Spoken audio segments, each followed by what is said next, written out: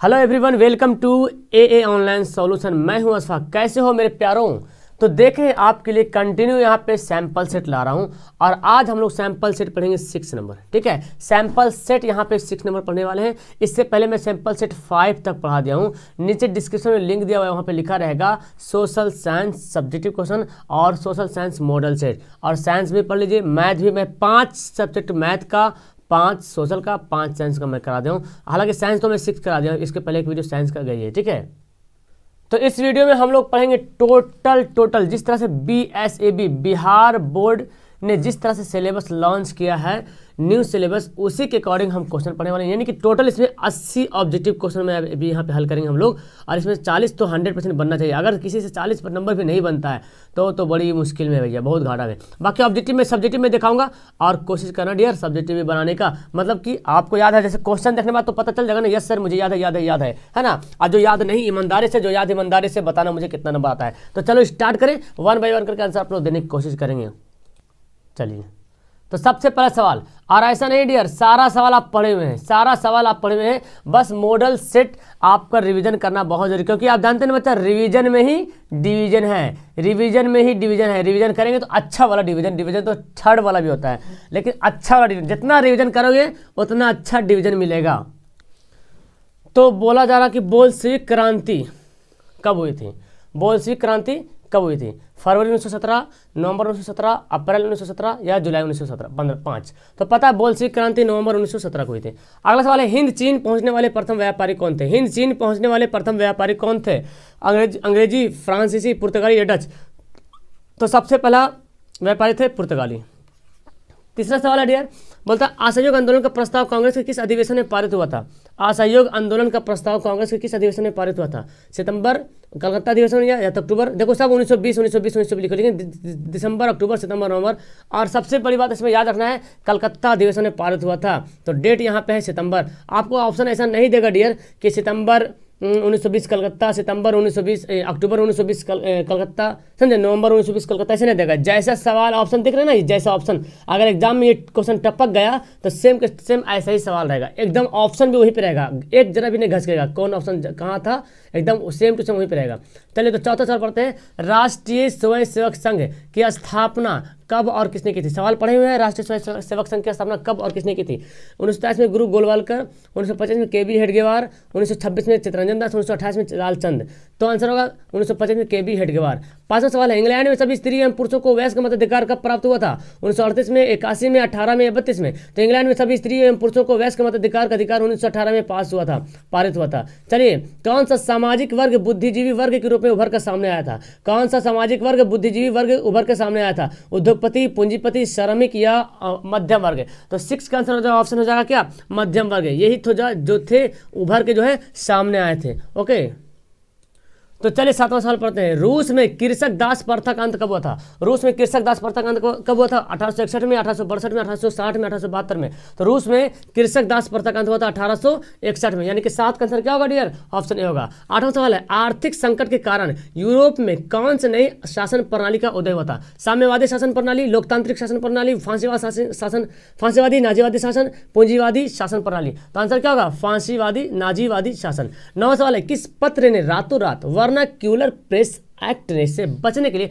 अपनी भाषा बदल दी? और वो कौन पत्र था? हरिजन, भारत मित्र, अमृत बाजार पत्रिका, हिंदुस्तान रिव्यू? तो अमृत बाजार पत्रिका था जिसने वर्नाक्यूलर प्रेस एक्ट से बचने के लिए रातों रात अपनी भाषा को बदल दी थी। चलिए अगला सवाल पढ़ते हैं, किसने कहा था मुद्रण ईश्वर की दी हुई महानतम देन है, सबसे बड़ा तोहफा है? महात्मा गांधी, मार्टिन लूथर, मोहम्मद पैगंबर, ईसा मसीह? तो मार्टिन लूथर ने बोला था कि मुद्रण ईश्वर की दी हुई महानतम देन है, सबसे बड़ा तोहफा है। चलिए अगला सवाल पढ़ते हैं, सोपानी कृषि किस राज्य में प्रचलित है? हरियाणा, पंजाब, बिहार, उत्तराखंड? तो सब सोपानी कृषि जो है उत्तराखंड में प्रचलित है, मशहूर है। 12वां सवाल है, प्राणियों के शरीर में कितना प्रतिशत जल की मात्रा निहित है? 55, 60, 70, 65? तो मतलब ये सेट ऐसा सवाल लग रहा है, ऐसा लग रहा है कि ये सेट कल क्वेश्चन कल ही पढ़े, बिल्कुल ऐसा ही लग रहा, बिकॉज ये प्रीवियस ईयर का सारा सवाल इस सेट में प्रीवियस ईयर क्वेश्चन ऐड किया। अब बहुत अच्छी बात है, सवाल आपको यही सब मिलने वाला, टेंशन मत लीजिए। तो प्राणियों के शरीर में 65% जल की मात्रा निहित है। ओके, 12 का आंसर क्या हो गया? ऑप्शन हो गया सी। चलिए अगला सवाल पढ़ते हैं डियर,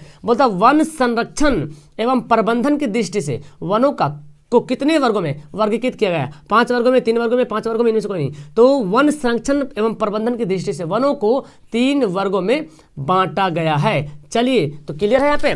ओके, अगला सवाल पढ़ते हैं। 14 नंबर सवाल देखिए यहाँ पे, 14 नंबर सवाल देखिए डियर। 14 सवाल क्या बोलता है? 14 नंबर सवाल बोलता है जी कि एक एनजीओ की वानिकी रिपोर्ट के अनुसार 1948 में विश्व में कितने हेक्टेयर भूमि पर वन का विस्तार है? सारा सवाल लगता है कल ही में पढ़ाया हूँ। 600 करोड़ हेक्टेयर, तो आंसर होगा 400 करोड़ हेक्टेयर। कहीं कहीं 4 अरब लिखता है, ठीक है, 4 अरब लिखता है, 400 करोड़ हेक्टेयर नहीं लिखे, 4 अरब हेक्टेयर लिखता है, तो ये भी याद रखिएगा। 15 सवाल है, 1 टन इस्पात बनाने में कितने मैग्नीज का उपयोग होता है? 5 किलो, 10 किलो, 15 किलो? तो इसका आंसर क्या हो जाएगा? 10 किलो, है ना, 10 किलो। 15 किलो 1 टन इस्पात बनाने के लिए मैग्नीज का 10 किलो जो उसमें मिलाया जाता है, क्या मैग्नीज का उपयोग किया जाता है। ओके, 15 का आंसर क्या हो गया? ऑप्शन बी हो गया। चलिए 16 नंबर सवाल पढ़ते हैं, बहुत ही फास्ट में पढ़ते हैं सवाल को। 16 नंबर सवाल है डियर, कोयले का सर्वोत्तम प्रकार कौन सा है? एथ्रासाइट, पीट, लिग्नाइट, बिटुमिनस। तो एंथ्रासाइट है कोयले का सर्वोत्तम प्रकार है, ऑप्शन ए। 17वां सवाल है, इनमें से कौन सा उपभोक्ता उद्योग है? इनमें से कौन सा उपभोक्ता उद्योग है? पेट्रो रसायन, चीनी, लौह उद्योग, चीनी उद्योग, इनमें से चित्ररंजन, लोकोमोटिव। तो उपभोक्ता उद्योग है वो है कौन? चीनी उद्योग। 17 का आंसर क्या हो जाएगा? Option C. 18 सवाल देखिए डियर कि भारतीय अंतर्देशीय जलमार्ग प्राधिकरण का गठन किस वर्ष किया गया? 1986, 88, 89, 85। तो 1986 में भारतीय अंतर्देशीय जलमार्ग अधिकरण का प्राधिकरण का गठन किया गया। 19वां सवाल है, पायराइट किस प्रकार का खनिज है डियर? पायराइट किस प्रकार का? धात्विक, आधात्विक, परमाणु ईंधन। तो पायराइट जो है आधात्विक खनिज। क्या होगा? आंसर बी होगा। 20वां सवाल पढ़ते हैं, 2001 के जनगणना के अनुसार बिहार की नगरीय आबादी कितनी है? 20.5%, 15.5%, 10.5%, 25.5%। क्या होगा डियर? बिहार 2001 की जनगणना के अनुसार बिहार की कुल नगरीय आबादी 10.5%।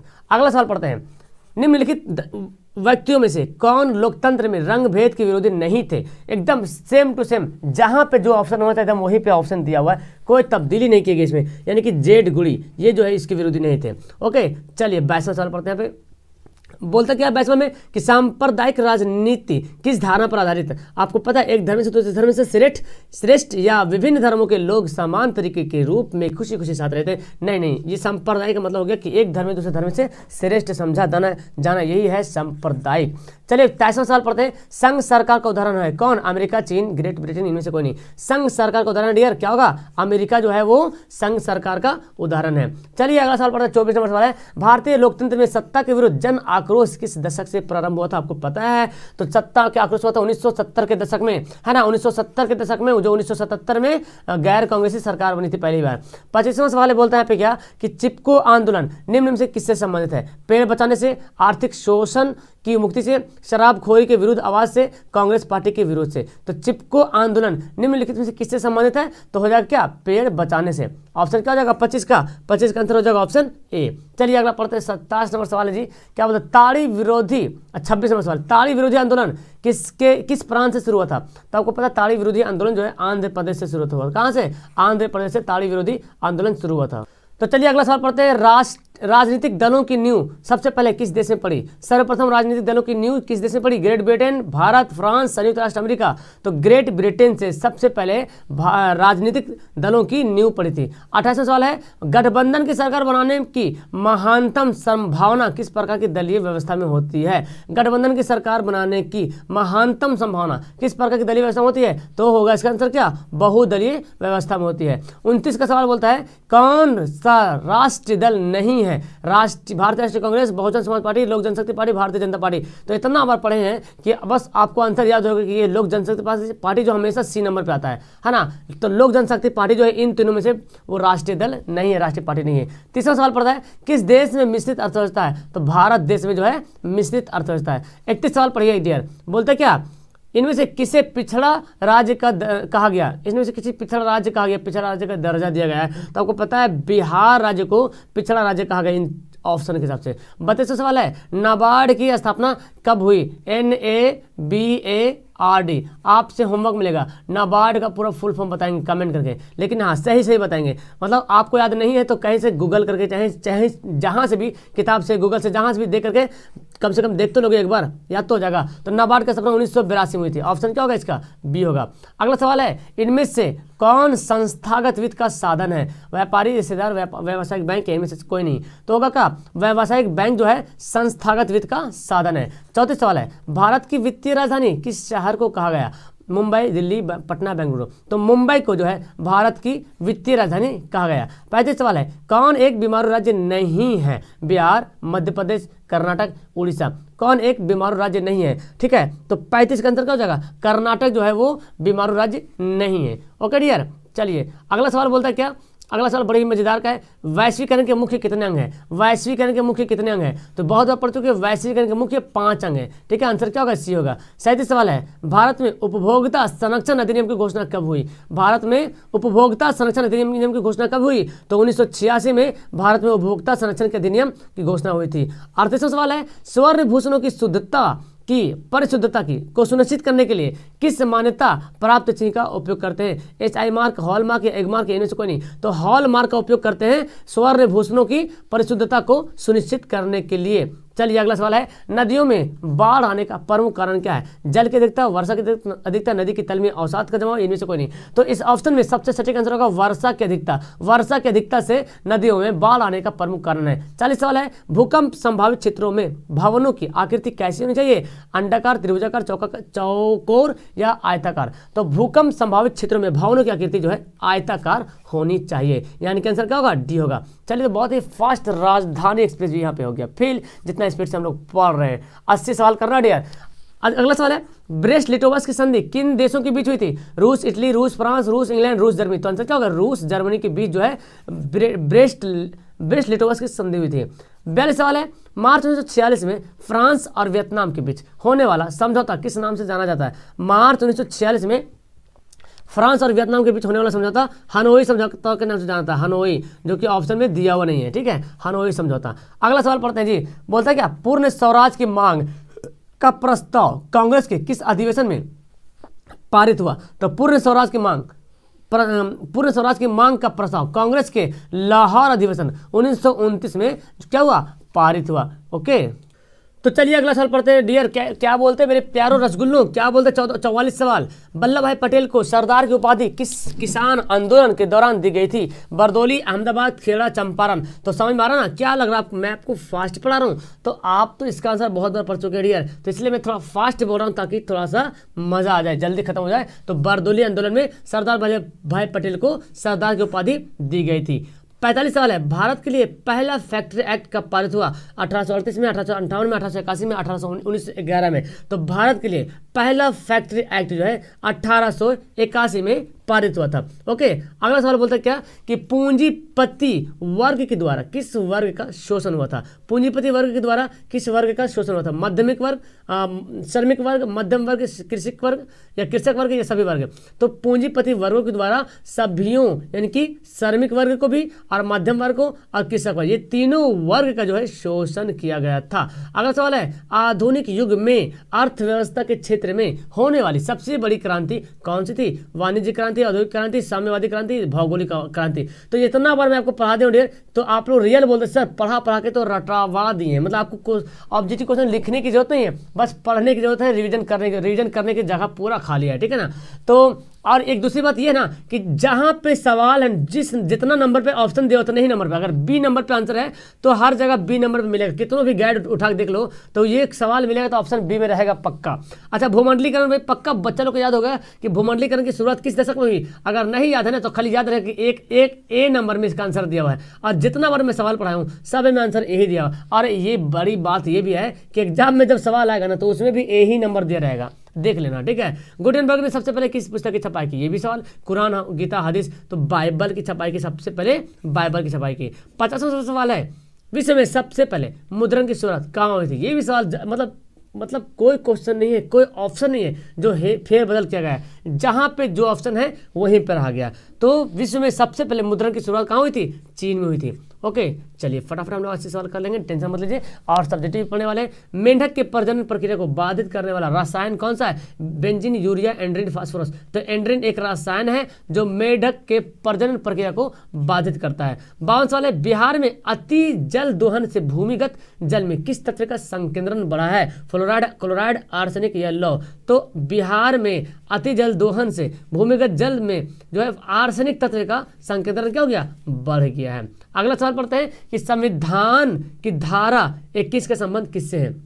वन्य जीवों तथा प्राकृतिक संसाधनों के संरक्षण से, या मृदा संरक्षण से, जल संसाधन संरक्षण से, या खनिज संपदा संरक्षण से। तो संविधान की धारा 21 जो है वन्य जीवों तथा प्राकृतिक संसाधनों के संरक्षण से। 54 सवाल है, बिहार में कितने प्रतिशत भौगोलिक क्षेत्र में वन फैला हुआ है? बिहार में कितने प्रतिशत भौगोलिक क्षेत्र में वन फैला हुआ है? देख लीजिए, तो बिहार में सिर्फ 7% तक जो है भौगोलिक क्षेत्र में वन का फैलाव है। अगला सवाल बोलते हैं 55 नंबर कि एल्यूमिनियम बनाने के लिए किस खनिज की आवश्यकता पड़ती है? मैग्नीज, टीन, लोहा, बॉक्साइट। तो एल्यूमिनियम बनाने के लिए और बॉक्साइट की जरूरत पड़ती है। ठीक है, सबसे प्रमुख अयस्क है एल्यूमिनियम की बॉक्साइट। ऐसे कराइलाइट भी है, कोरंडम भी, लेकिन सबसे प्रमुख अयस्क है बॉक्साइट। 56 सवाल है, भारत में किन राज्यों में सौर ऊर्जा के विकास की सर्वाधिक संभावनाएं हैं? असम, अरुणाचल प्रदेश, राजस्थान या मेघालय। भारत में किस राज्य में, भारत क्यों चाहिए, भारत के किस राज्य में, जो भारत में जो राजस्थान में जो है सौर ऊर्जा के विकास की सर्वाधिक संभावना है। 57 सवाल पढ़ते हैं डियर, क्या बोलता है सवाल बोलता है कि इनमें से कौन छोटे पैमाने का उद्योग है? चीनी उद्योग, कागज उद्योग, खिलौना उद्योग या विद्युत उपकरण उद्योग। तो इनमें से खिलौना उद्योग है ना, खिलौना उद्योग जो है सबसे छोटे पैमाने का उद्योग है। ओके, चलिए 58 साल पढ़ते हैं।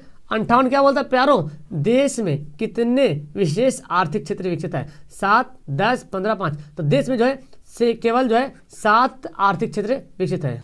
ओके, तो क्या इसका आंसर हो गया? ऑप्शन इसका बी जो हो गया सही आंसर। देश में कितनी विशेष आर्थिक क्षेत्र विकसित है? 7। ठीक है, 59 साल पढ़ते हैं। बिहार की सीमा में रेल मार्ग की कुल लंबाई कितनी है? बिहार की सीमा में रेल मार्ग की कुल लंबाई 6283 किलोमीटर है डियर। ऑप्शन क्या होगा? ए होगा। 60वां सवाल है, तल चिन्ह की सहायता से किसी राज्य विशेष की मापी गई ऊंचाई को क्या कहा जाता है? तल चिन्ह की सहायता से किसी स्थान विशेष की मापी गई ऊंचाई को क्या कहते हैं? स्थानीय ऊंचाई, विशेष ऊंचाई, समुद्र रेखा या त्रिकोणमितीय स्टेशन। तो क्या आंसर होगा? स्थानीय ऊंचाई। इसका आंसर क्या होगा? ए होगा। सारा सवाल पढ़े हुए, एक एक सवाल करके पढ़े हुए, कोई सवाल नहीं जो बाकी रहा होगा मेरे ख्याल से।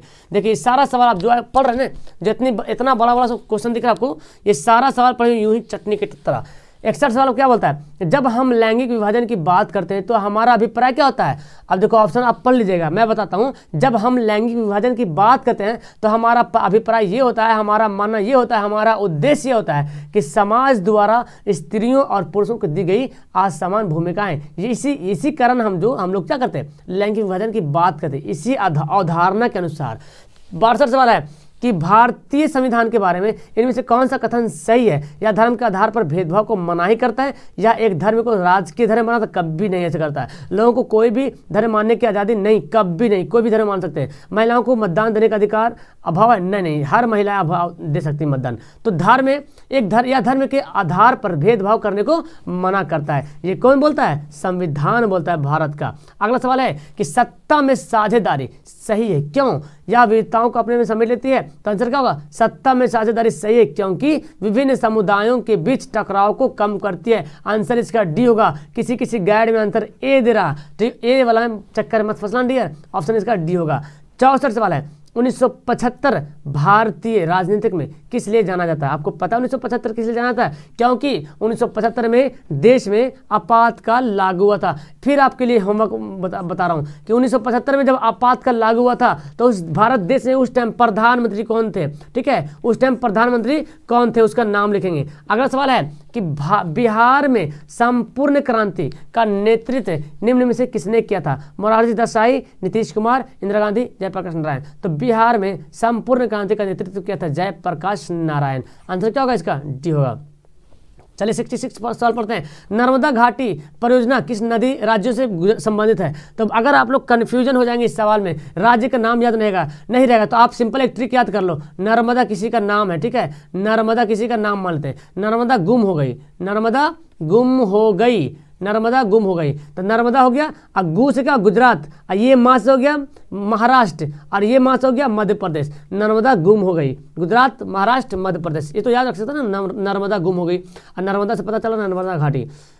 कौन निम्न से किसे लोकतंत्र का प्राण माना जाता है? आपको पता है राजनीतिक दल को जो है लोकतंत्र का प्राण कहते हैं, क्योंकि राजनीतिक दल जो होता है जनता और सरकार के बीच एक कड़ी के रूप में काम करती है और जनता की समस्याओं को सरकार के तक पहुंचाने का काम यही करता है लोकतंत्र। राजनीतिक जो दल होता है वही करती है। चलिए, दल बदल कानून निम्न में से किस पर लागू होता है? सांसदों और विधायकों पर, राष्ट्रपतियों पर, उपराष्ट्रपतियों पर, इनमें से सभी। तो राष्ट्रपति को कभी नहीं देखोगे दल बदल करते हुए। तो सांसद और विधायक होता है, इन्हीं लोग जो है ना पैसे के चक्कर में या तो अपने पार्टी के चक्कर में या पोस्ट के चक्कर में दल बदल कर लेते हैं। चलिए 69, दल जनता दल यूनाइटेड पार्टी का गठन कब हुआ था? 1992 में, 99 में, 2003 में, 2004 में। तो इसमें कन्फ्यूजन मत होना dear, Janata Dal United party का गठन 1999 में हुआ था, ठीक है, बहुत बार से बताते आ रहा हूँ। ओके, चलिए गाइड में 2003 दिया होगा, गूगल भी करेंगे 2003 देगा, लेकिन वहाँ पे वो दूसरा हिसाब से दे रहा है, ठीक है। निम्न में से कौन अर्थव्यवस्था के प्राथमिक क्षेत्र में सम्मिलित है? निम्न में से कौन अर्थव्यवस्था के प्राथमिक क्षेत्र में सम्मिलित है? सेवा क्षेत्र, विकसित क्षेत्र, अर्ध विकसित क्षेत्र, इनमें से कोई नहीं। तो देखो ये ऑप्शन ना 71 सवाल और 72 सवाल, ये दोनों सवाल देखिए, इसका ऑप्शन जो है ऊपर चला गया और उसका ऑप्शन नीचे आ गया, समझे? तो आपको पता है प्राथमिक क्षेत्र किसको बोलते हैं? कृषि क्षेत्र को बोलते हैं ना, कृषि क्षेत्र को प्राथमिक क्षेत्र बोलते हैं। तो अगर 70 नंबर सवाल देखा जाए तो इसका आंसर इनमें से कोई नहीं हो जाएगा, ठीक है। अच्छा 71 पढ़ते हैं। बिहार के किस जिले की प्रति व्यक्ति आय सर्वाधिक है? ओके, बिहार के किस जिले की प्रति व्यक्ति आय सर्वाधिक है? तो पटना जिले की प्रति व्यक्ति आय जो है सबसे ज्यादा है। देखिए 72 सवाल देखिए, जिस देश की प्रति व्यक्ति आय अधिक होती है वह देश क्या कहलाती है? तो आपको पता है जिस देश की प्रति व्यक्ति आय सबसे अधिक होती है उस देश को विकसित कहते हैं। तो विकसित यहाँ पे होना चाहिए था, तो विकसित नहीं होकर विकसित नीचे आ गया, है ना। ये देखो कृषि यहाँ चल गया, अब विकसित यहाँ पे आ गया, है ना, ऊपर अदला बदली हो गया। ये बोला तुम इधर जा भाई, ये बोला तुम इधर जा, ऐसे एग्जाम में नहीं रहेगा टेंशन, ठीक है। तो याद रखिएगा कि जिस देश की प्रति व्यक्ति आय सबसे अधिक होगा उसको विकसित बोलेंगे। तो अगर 72 का आंसर देखा जाए तो इनमें से कोई नहीं होना चाहिए, है ना। सवाल के हिसाब से तो आंसर इनमें से कोई नहीं होगा, लेकिन अदला बदली होगी जहां तक अनुभव हो रहा। 73 सवाल है डियर कि भारत का केंद्रीय बैंक कौन है? भारत का केंद्रीय bank reserve bank of India, RBI, है ना, RBI reserve bank of India, ये जो केंद्रीय बैंक है। चौथा सवाल है व्यावसायिक बैंकों का सर्वप्रथम राष्ट्रीयकरण कब हुआ था? व्यावसायिक बैंकों को सर्वप्रथम राष्ट्रीयकरण कब हुआ? 1966 में, 80 में, 69 में, 75 में। तो व्यावसायिक बैंकों का सबसे पहले राष्ट्रीयकरण हुआ था 1969 में। कब हुआ था? 1969 में हुआ था। 75 सवाल है ऊर्जा के प्रमुख स्रोत कौन से हैं? ऊर्जा के प्रमुख स्रोत कौन है? पेट्रोलियम, कोयला, विद्युत। तो ऊर्जा के प्रमुख स्रोत है इनमें से सभी के सभी जो है ऊर्जा के प्रमुख स्रोत हैं। चलिए सवाल है 76, इनमें से कौन बहुराष्ट्रीय कंपनी है? बहुराष्ट्रीय कंपनी का मतलब क्या होता है? एक ऐसी कंपनी जो अपना व्यापार जो है, एक ऐसी कंपनी जो अपना व्यापार, है ना, अपने देश के अलावा दूसरे देश में भी करता है, उसको बोलते हैं बहुराष्ट्रीय कंपनी। तो फोर्ड मोटर्स देखिए भारत में भी चलता है, हालांकि भारत की कंपनी नहीं है। सैमसंग तो हाथों हाथ आता है लेकिन भारत की कंपनी नहीं। कोका कोला तो आपको घर घर के मिल जाएगा दुकान में, लेकिन भारत की कंपनी नहीं है। तो ये बाहरी कंपनी है लेकिन हमारे भारत में बिक रहा, मतलब कि ये क्या है? ये है बहुराष्ट्रीय कंपनी। तीनों बहुराष्ट्रीय कंपनी है। 77 सवाल है उपभोक्ता अधिकार दिवस कब मनाया जाता है? उपभोक्ता अधिकार दिवस, ये विश्व स्तर पर उपभोक्ता अधिकार दिवस मनाया जाता है। विश्व स्तर पर उपभोक्ता अधिकार दिवस मनाया जाता है 15 मार्च को, और भारत में भी उपभोक्ता अधिकार दिवस मनाया जाता है भारत में 24 दिसंबर को, ठीक है। 24 दिसंबर को भारत में उपभोक्ता अधिकार दिवस मनाया जाता है भारत में, लेकिन विश्व स्तर पर जो है 15 मार्च में। चलिए अगला सवाल है, अब तो खत्म होने वाला है। यदि किसी वस्तु या सेवा का मूल्य 20 लाख से अधिक या 1 करोड़ से कम हो तो उपभोक्ता कहाँ शिकायत कर सकता है? तो शिकायत करेगा राज्य आयोग में। आज इसके बारे में डिटेल से जान लेते हैं। देखो याद रखो, अगर किसी वस्तु या सेवा का मूल्य 20 लाख से कम हो, अगर किसी वस्तु या सेवा का मूल्य 20 लाख से कम हो तो ये शिकायत करेगा कहाँ? ये शिकायत करेगा जिला फॉर्म में, ठीक है। अगर 20 लाख से कम हो तो जिला फॉर्म में करेगा। अगर 20 लाख से 1 करोड़ के बीच हो, अगर 20 लाख से 1 करोड़ के बीच यानी कि 20 लाख से ज़्यादा और 1 करोड़ से कम, तो ये शिकायत कहाँ करेगी? ये करेगी राज्य आयोग में, और अगर 1 करोड़ से ज़्यादा हो, अगर 1 करोड़ से प्लस में हो, 1 करोड़ से ज़्यादा हो, तो ये शिकायत करेगी राष्ट्रीय आयोग में। अब तो दिक्कत नहीं होगा इस सवाल में। चलिए 79 सवाल है, सुनामी का प्रमुख कारण क्या है? सुनामी का प्रमुख कारण क्या है? समुद्र में भूकंप आना, द्वीप की भूकंप आना। तो सुनामी का प्रमुख कारण है समुद्र में भूकंप आना। इतना सारा ऑप्शन पढ़ने का मजा नहीं आता है, बिकॉज सवाल तो पूरा सवाल पढ़ के मतलब गर्दा गोल कर दिए। चलिए एग्जाम में आ गए तो कलम तोड़ करके लिख देंगे आप लोग पक्का।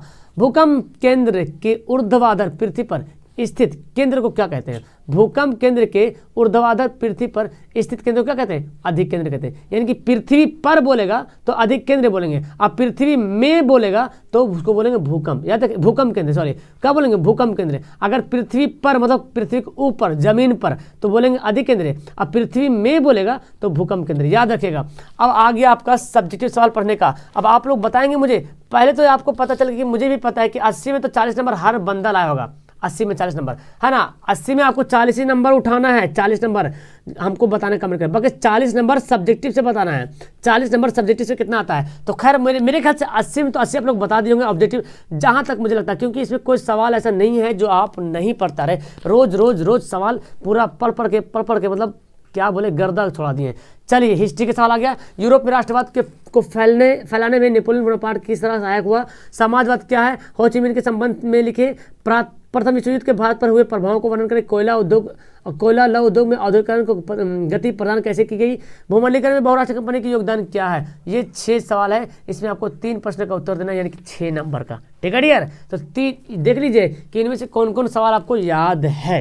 ओके, कम से कम 3 सवाल याद होना चाहिए आपको, और नहीं याद है तो याद करने की कोशिश कीजिए। चलिए ये देखिए, राष्ट्रवाद के उदय के कारणों और प्रभावों का चर्चा कीजिए। कार्ल मार्क्स की जीवनी एवं सिद्धांत को लिखिए, बहुत इंपॉर्टेंट। तो ये सवाल आपको 1 पढ़ाना है, 4 नंबर मिलेगा। अब आ जाइए पॉलिटिकल साइंस की तरह। पॉलिटिकल साइंस में आपका 1 2 3 4 5 6 सवाल है, और बनाना सिर्फ 2। सबसे आसान यही है डियर कि यहाँ पे 6 सवाल दिया और सिर्फ 2 ही बनाना है। विविधता में एकता का क्या अर्थ है? भारत में किस प्रकार की भाषा नीति है? ये तो उल्टा बोला, किस प्रकार की भाषा नीति है? राजनीतिक दल लोकतंत्र में क्यों आवश्यक है? लोकतंत्र समानता और स्वतंत्रता पर आधारित शासन है। कैसे? मानवाधिकार पर एक संक्षिप्त टिप्पणी लिखें। वंशवाद किसे क्या समझते हैं? तो ये सवाल है, इसमें सिर्फ आपको 2 सवाल बनाना है, कि 4 नंबर लूट लेना है। चलिए अब देखिए सवाल यहाँ पे है, उसका दीर्घ है कि लोकतंत्र किस तरह उत्तरदायी एवं वैध सरकार का गठन करता है। स्वतंत्र भारत में नारियों की स्थिति में सुधार लाने के लिए भारत सरकार कौन कौन से उपाय कर रहे हैं। अब आगे इकोनॉमिक्स का देखिए, आधारभूत संरचना, ये गेस में जाएगा सवाल, टेंशन मत लेना डियर। चलिए जो मैं गेस किया उनसे बहुत टैली करेगा। चलिए आपका हिस्ट्री का भी देखिए, बहुत सा क्वेश्चन टैली कर रहा है उसमें से, मतलब हिस्ट्री में 6 सवाल है, तो 3 से 4 सवाल तो टैली कर रहा है उसमें। ठीक है, ऐसे एग्जाम में आपको मिलेगा 6 सवाल रहेगा, तो 3 से 4 सवाल पक्का टैली करेगा मेरा गेस वाला, याद कर लेना। ठीक है, प्रति व्यक्ति आय क्या है? ये सब मैं गेस किया हूँ। मुद्रा की परिभाषा थी, ये भी गेस किया हूँ। सेवा क्षेत्र में शिक्षा की क्या भूमिका, ये भी शायद मेरे ख्याल से गेस किया कि नहीं, कि इसको याद नहीं है, लेकिन आपको इस 4 में से 2 बनाना है, सिर्फ 4 में से 2 बनाना है। ठीक है, चलिए 4 में से 2 है ना, कितना है? 4 में से हाँ 2 है। चलिए अब ये सवाल मैं छोटा करता हूँ इसको।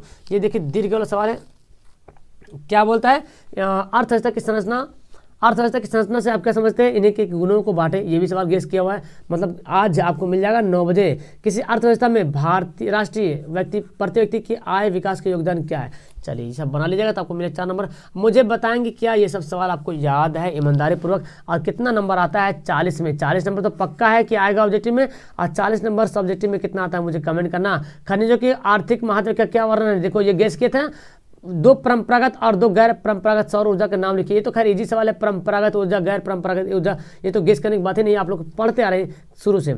चलिए अब देखो सवाल यहाँ पे देखिए क्या बोलता है। क्या सवाल बोलता है कि कोयला के 4 प्रकारों के नाम लिखिए। आप नहीं जानते कोयला के 4 प्रकार? ऑब्जेक्टिव पर है ना, एंथ्रासाइट, बिटुमिनस है ना, लिग्नाइट, पीट, ये तो है कोयला का प्रकार। वन का पर्यावरणीय महत्वपूर्ण का वर्णन करें। वन विनाश के 2 प्रमुख कारण लिखिए, ये भी गेस कराऊँ। लौह और आलौह खनिज में अंतर बताएं, यानी कि लोहा वाला और बिना लोहा वाला। भारत में खनिज तेल के वितरण का विवरण दीजिए। नदी घाटी परियोजनाओं को बहुत ऐसे परियोजनाओं क्यों कहा? तो ये सवाल देखिए मेरा गेस किया हुआ है, और बाकी ये सवाल पता याद नहीं आ रहा मेरा। नदी भारत में भात में खनिज के वितरण का वर्णन की, ये मुझे याद नहीं आ रहा।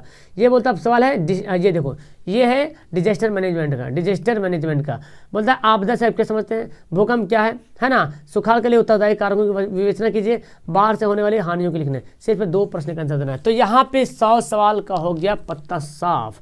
अब देखना है कि कौन कौन बंदा है जो यहाँ पे इस सवाल पे खरे उतरा है, और उनको आपको अगर इसमें 70 नंबर आ गया ना तो 20 नंबर मेरे तरफ से ले लो प्रैक्टिकल के लिए। कितना नंबर हो गया? 80 नंबर हो गया डियर। आप मुझे कमेंट करना कि कितना नंबर आ रहा है। मज़ा आया तो लाइक करो, शेयर करो, सब्सक्राइब करो, और पहली बार आए तो सुन लो 6 बजे सुबह में टाइमिंग है पढ़ाने का, मेरा 9 बजे सुबह में टाइमिंग है, 12 बजे दिन में टाइमिंग है, 3 बजे दिन में टाइमिंग है, और 6:30 बजे शाम को रिवीजन क्लास, और 9 बजे रात को मैथ क्लास, मैथ ऑब्जेक्टिव और यहाँ पे मैथ सब्जेक्टिव।